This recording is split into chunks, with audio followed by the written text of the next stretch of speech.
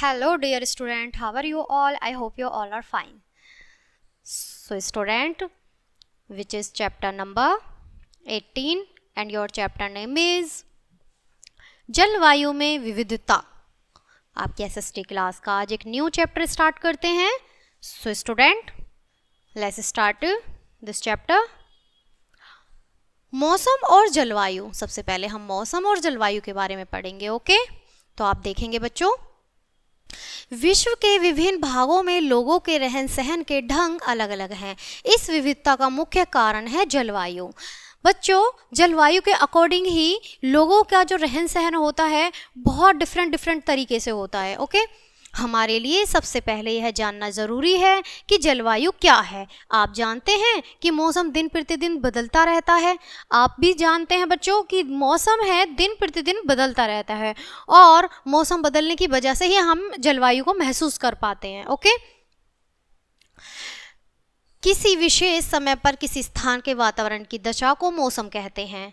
Okay, इस स्थान के मौसम के लंबे समय के औसत मान को उस स्थान की जलवायु कहते हैं. किसी स्थान की जलवायु से हमें वहाँ की ऋतुओं, औसत वर्षा, हवाओं की दशा का पता चलता है.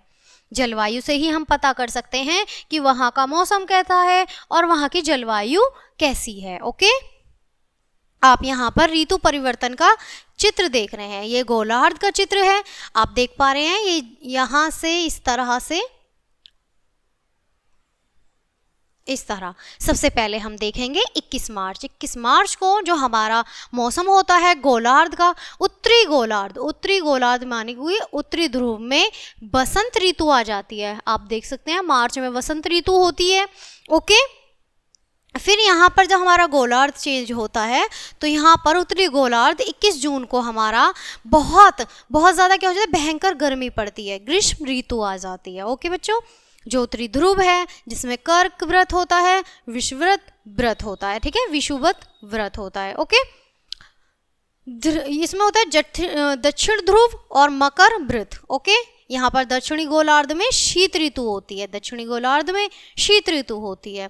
अगर हम यहाँ उत्तरी की बात करें तो उत्तरी में हमारी ग्रीष्म ऋतु होती है, यानी कि बहुत ज़्यादा गर्मी होती है. और दक्षिण में उसका अपोजिट होता है क्या, शीत ऋतु होती है, बहुत ज़्यादा सर्दी होती है. ओके, वैसे ही आप यहाँ देखेंगे कि यहाँ पे उत्तरी में बसंत ऋतु और दक्षिण गोलार्ध में भी बसंत ऋतु होगी. ओके, अब आप नीचे नेक्स्ट आएंगे यहाँ पर 23 सितंबर. अब 23 सितंबर, अब यहाँ जून, पहले यहाँ 21 मार्च से स्टार्ट हुआ, 21 मार्च से जून आ गया, जून से हम आ गए कहाँ, 23 सितंबर को. 23 सितंबर में क्या होगा बच्चों, उत्तरी गोलार्ध में शरद ऋतु स्टार्ट होती है. ओके, उत्तरी गोलार्ध में शरद ऋतु स्टार्ट होती है किसमें, सितंबर में. ओके, जैसे हम कर्क व्रत कहेंगे. ठीक है, विषु व्रत में मकर व्रत यहाँ पर होगा. ओके, दक्षिणी में क्या होगा बच्चों, यहाँ पे वसंत ऋतु आ जाएगी. जब पहले यहाँ शीत ऋतु होगी, जब यहाँ पर बहुत भयंकर गर्मी पड़ रही होगी. ओके, फिर उसके बाद गोलार्ध में, दक्षिणी गोलार्ध में वसंत ऋतु आ जाएगी, जिस टाइम उत्तरी गोलार्ध में शरद ऋतु होती है. ओके, अब आप यहाँ पर देखेंगे 22 दिसंबर को आप देखेंगे उत्तरी गोलार्ध में ग्रीष्म ऋतु होगी, उत्तरी में ग्रीष्म ऋतु होगी और दक्षिणी गोलार्ध में ग्रीष्म ऋतु होगी. ओके, दक्षिणी में भी गोलार्ध में भी क्या होगी, ग्रीष्म ऋतु होगी और उत्तरी गोलार्ध में भी क्या होगा, ग्रीष्म ऋतु होगी. तो ये था आपका ऋतुओं का परिवर्तन. आई होप आपको अच्छे से समझ आ रहा होगा. आगे बढ़ते हैं बच्चों, आगे देखेंगे. पृथ्वी पर हम सभी को प्रकाश और ऊष्मा सूर्य से प्राप्त होती है. यह प्रकाश और ऊष्मा दिन में हर समय समान रूप से प्राप्त नहीं होती. सूर्य की गर्मी न तो घटती है और न बढ़ती है. फिर सुबह शाम कम और दोपहर को अधिक गर्मी क्यों होती है. ऐसा हर किसी मनुष्य या हर किसी व्यक्ति के मन में ख्याल आता है कि सुबह शाम तो मौसम अच्छा होता है, यानी कि सर्द होता है, ठंडा होता है, और दोपहर में ही मौसम इतना गर्म क्यों होता है. ठीक है, सुबह शाम सूर्य की किरणें तिरछी पड़ने के कारण अधिक क्षेत्र में फैल जाती हैं।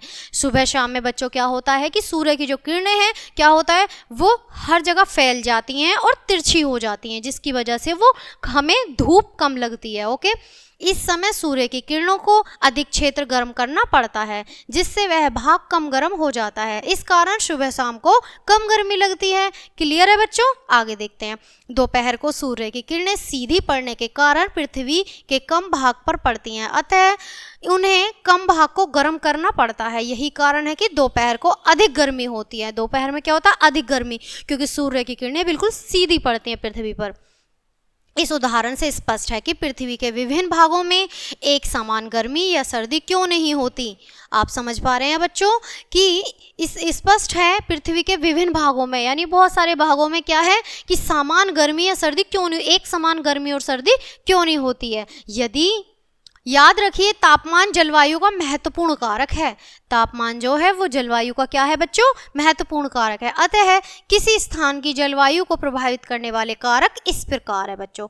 कौन कौन से? विषुवत रेखा से दूरी, समुद्री तल से ऊंचाई, समुद्र से दूरी, पवनों की दशा और आर्द्रता एवं वर्षा। ओके, अब इन्हें पढ़ेंगे बच्चों हम। सबसे पहले देखेंगे विषुवत रेखा की दूरी। यहाँ पर विषुवत रेखा की दूरी दिखाई गई है और यहाँ हमारा एक चित्र भी दिखाया गया है, जिसको हम पिक्चर के माध्यम से समझेंगे। Okay, according to picture. विषुवत रेखा से दूरी पृथ्वी का आकार गोल होने के कारण सूर्य की किरणें विषुवत रेखा पर बिल्कुल सीधी पड़ती हैं।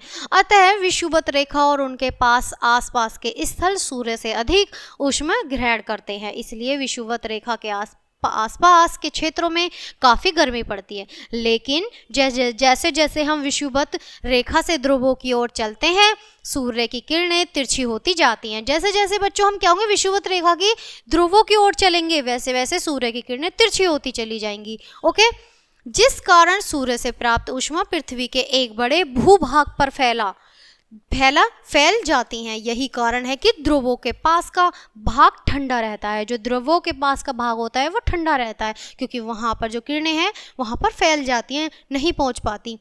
जो क्षेत्र कर्क रेखा और मकर रेखा के बीच पड़ता है उसे उष्ण कटिबंध कहते हैं बच्चों।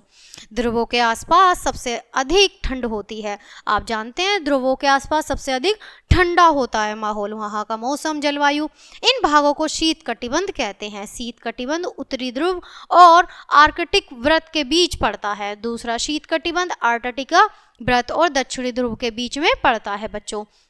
शीत कटिबंध और उष्ण कटिबंध के बीच का भाग न तो अधिक गर्म होता है और न अधिक ठंडा होता है, अतः इस क्षेत्र को शीतोष्ण कटिबंध कहते हैं बच्चों। इस प्रकार यह स्पष्ट है कि हम जैसे जैसे विषुवत रेखा से दूर जाते हैं तापमान कम होता जाता है, अतः यह कहना उचित होगा कि किसी भी स्थान की जलवायु पर विषुवत रेखा से दूरी का प्रभाव कम पड़ता है। ठीक है, विषुवत रेखा से दूरी का प्रभाव पड़ता है। ओके, हम इस अपने चित्र को जानेंगे, एक बार हम देख लेते हैं बच्चों, अच्छे से ध्यान देंगे। सबसे पहले हम देखेंगे उत्तरी ध्रुव। उत्तरी ध्रुव में बच्चों 90 यानी कि 90 सेल्सियस डिग्री होगा। ओके, आप देखते हैं यहाँ पर शीत कटिबंध होगा। शीत कटिबंध ऊपरी भाग पर क्या होगा, ये शीत कटिबंध होगा। हमारा नीचे दक्षिणी ध्रुव है। ओके, आप देख पा रहे हैं यहाँ पर शीतोष्ण कटिबंधीय क्षेत्र कितना 66 1/2 उत्तरी। ठीक है, अब यहाँ पर 66 सेम है। ओके, यहाँ देखेंगे आप उष्ण कटिबंधीय क्षेत्र यहाँ पर 23 1/2 उत्तरी में। ओके, और भूमध्य रेखीय क्षेत्र होगा बच्चों। भूमध्य रेखीय क्षेत्र में भूमध्य ही होगा, यहाँ 0 होगा, 0 सेल्सियस। ओके, भूमध्य रेखीय क्षेत्र अब राउंड हो जाएगा बच्चों, उसमें क्या होगा 23 रेखा। ठीक है, भूमध्य रेखा है, ये सीधी हमारी भूमध्य रेखा होती है। ओके, यहाँ पर अब आप यहाँ आ जाएंगे, उष्ण कटिबंधीय क्षेत्र आपका 23 होगा 1/2 और यहाँ फिर दक्षिण होगा। ठीक है, ऊपर उत्तर है, यहाँ नीचे दक्षिण की साइड होगा। ओके, अब आप देखेंगे उष्ण कटिबंधीय क्षेत्र यहाँ भी दक्षिण होगा और यहाँ कितना होगा 66 1/2। ओके, अब यहाँ पे देखेंगे नीचे दक्षिणी ध्रुव में भी कितना होगा 90 सेल्सियस और उत्तरी में भी 90 सेल्सियस। आगे बढ़ेंगे, अब बच्चों हम पढ़ेंगे समुद्र तल की ऊंचाई। ओके, समुद्र तल से ऊंचाई, यहाँ भी एक हमें पिक्चर शो हो रही है, पिक्चर को बाद में देखेंगे बच्चों, आगे देखते हैं। जैसा कि आप पढ़ चुके हैं कि पृथ्वी का धरातल सब जगह समान नहीं है। आपको अभी मैंने बताया बच्चों, पृथ्वी का जो धरातल है वो हर जगह समान रूप से नहीं है, बदलाव है उसमें, उतार चढ़ाव, ऊंचा नीचा है। ओके, कहीं पर विशाल मैदान है, कहीं पर पठार है और कहीं पहाड़ है। आपने यह भी अनुभव किया होगा कि ऊंचे पहाड़ी भाग मैदानों से अधिक ठंडे होते हैं। पहाड़ी भाग जो होते हैं बच्चों वो मैदानों से अधिक ठंडे होते हैं। ओके, बहुत ऊंचे पहाड़ों की चोटियां वर्ष भर बर्फ से ढकी रहती हैं। यदि किसी स्थान की समुद्र तल से ऊंचाई कम है तो वह गर्म होगा, इसके विपरीत अधिक ऊंचाई पर स्थित स्थान ठंडा होगा। उदाहरण के लिए भारत के 2 नगरों शिमला एवं लुधियाना का तुलनात्मक अध्ययन कीजिए। ये दोनों ही शहर विषुवत वृत्त से समान दूरी पर स्थित हैं, परंतु शिमला लुधियाना से अधिक ठंडा है। शिमला जो है बच्चों वो लुधियाना से अधिक ठंडा है। इसका कारण है कि शिमला समुद्र तल से अधिक ऊंचाई पर स्थित है और लुधियाना बहुत कम ऊंचाई पर अर्थात मैदानी भाग में आता है, तो इसलिए वो कम ठंडा है और शिमला बहुत ज़्यादा ठंडा है। ओके, इस कारण यह बात स्पष्ट है कि जो स्थान समुद्र तल से जितनी अधिक ऊंचाई पर होते हैं वे उतने ही ठंडे होते हैं। जो समुद्र तल से जितनी ऊंचाई पर होंगे वो उतने ठंडे होंगे और जो समुद्र तल के नज़दीक होंगे वो क्या होंगे बच्चों, गर्म होंगे। ओके, अब आप देख पा रहे हैं यहाँ पर समुद्र तल, आप देखिए आपको बता देती हूँ, समुद्र तल से ऊंचाई का किसी स्थान के तापमान पर प्रभाव किस तरह से होता है बच्चों। यहाँ देखिए 4950 सेल्सियस 0 सेल्सियस है, जितना नीचे आएगा ऊपर ये टॉप पर है बच्चों, ठीक है, और यहाँ से है 4125 ओके, कितना 50 सेल्सियस। अब यहाँ आप देख पा रहे हैं कि 2475 कितना 15 सेल्सियस, ठीक है। अब यहाँ 1650 देखेंगे आप 1650, यहाँ पर आप देखेंगे 20 डिग्री सेल्सियस। ओके, आगे देखेंगे बच्चों समुद्र से दूरी। अब हम पढ़ेंगे बच्चों समुद्र से दूरी। ओके, किसी स्थान की जलवायु उस स्थान की समुद्र से दूरी पर भी निर्भर करती है। जो स्थान समुद्र से जितनी अधिक दूर होगा वहाँ गर्मियों में अधिक गर्मी और सर्दियों में अधिक सर्दी, अधिक ठंड होगी। सर्दी मीन्स अधिक सर्दियाँ और ठंड होगी। यदि हम मुंबई और दिल्ली की जलवायु में तुलना करें, यदि हम मुंबई और दिल्ली की जलवायु में तुलना करेंगे बच्चों तो क्या होगा, तो क्या पाएंगे, दिल्ली मुंबई की अपेक्षा गर्मी में अधिक गर्म है। दिल्ली आप देख पा रहे हैं यहाँ, दिल्ली मुंबई की तुलना में, मतलब मुंबई से कंपैरिजन करेंगे अगर बच्चों हम, तो मुंबई की तुलना में दिल्ली अधिक गर्म है। ओके, और सर्दी में अधिक ठंडा रहता है। सर्दी में भी अधिक ठंडा, मतलब सर्दी में अधिक सर्दी वहाँ पर और गर्मी में अधिक गर्मी होती है। कहाँ, दिल्ली में बच्चों। लेकिन मुंबई न तो गर्मी में बहुत अधिक गर्म है और न सर्दियों में अधिक ठंडा होता है। क्यों, क्योंकि बच्चों वो समुद्र तट के पास है। इसका कारण यह है कि मुंबई समुद्र के निकट स्थित है जबकि दिल्ली समुद्र से दूर स्थित है। ओके, समुद्र तट के निकट स्थित स्थानों की जलवायु को सम जलवायु कहते हैं, यानी कि सामान्य रूप से रहना मौसम वहाँ पे, क्योंकि वह स्थान गर्मियों में न अधिक गर्म और सर्दियों में न अधिक ठंडा रहता है। समुद्र तट से दूर स्थित स्थानों की जलवायु को विषम जलवायु कहते हैं, क्योंकि वह स्थान गर्मियों में अधिक गर्म और सर्दियों में अधिक ठंडे होते हैं। ओके, अब देखेंगे बच्चों पवनों की दशा। पवनों की दशा देखेंगे।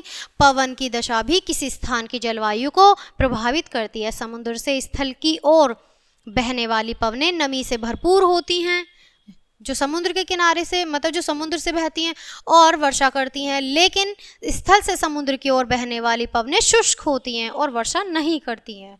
ओके बच्चों, आगे देखेंगे हम आर्द्रता एवं वर्षा। वायु में नमी की मात्रा या जलवाष्प की उपस्थिति को आर्द्रता कहते हैं। महासागरों या सागरों के ऊपर से बहने वाली पवनें वायु में आर्द्रता बढ़ाती हैं बच्चों। किसी स्थान पर वर्ष भर में कितनी वर्षा होती है और वर्षा का वितरण जलवायु की दशाओं पर प्रभाव डालते हैं। जिन स्थानों पर वर्षा का वितरण बहुत अधिक विषम होता है वहां हम देखते हैं कि जलवायु की दशाएं भी बहुत अधिक विषम होती हैं। अब आप देखेंगे बच्चों, यही कारण है कि विभिन्न स्थानों की परिस्थितियां, यही कारण है कि विभिन्न स्थानों की परिस्थितियां भिन्न भिन्न होने के कारण वहां की जलवायु में भी भिन्नता पाई जाती है। अब आप मुख्य बिंदु देखेंगे बच्चों। किसी विशेष समय पर किसी स्थान के वातावरण की दशा को मौसम और उस स्थान के मौसम के लंबे समय का आगमन वहां की जलवायु कहलाती है। अब बच्चों सेकंड पॉइंट देखेंगे हम। तापमान जलवायु का महत्वपूर्ण कारक है।